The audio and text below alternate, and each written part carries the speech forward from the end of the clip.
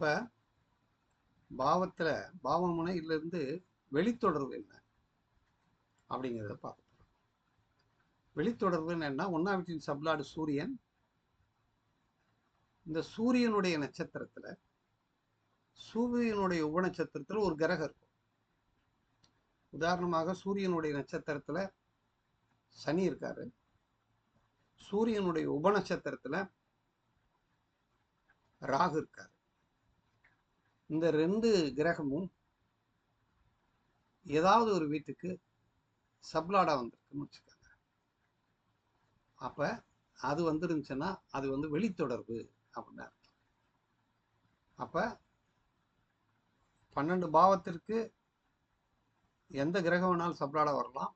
அந்த கிரகத்தின் சாரத்தில், கிரகத்தினுடைய உபசாரத்தில், அந்த கிரகத்தினுடைய உபசாரத்தில் ஏதானும் கிரகம் இருக்கிறதானால் அது வெளித்தொடர்பாக அது வேலை செய்கிறது அப்படிங்கிறது அந்த இடத்துல நம்ம புரிஞ்சுக்கிறோம்.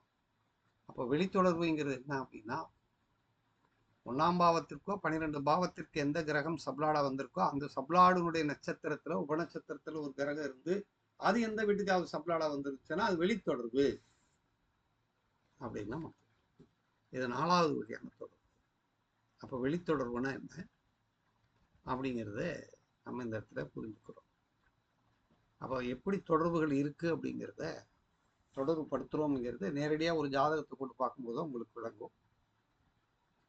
பல அன்பர்களே இதை நல்லா நீங்கள் அலசி ஆராய்ந்து பார்க்கணும். வாழ்க வளமுடன், வாழ்க வையகம், குரு வாழ்க, குருவை.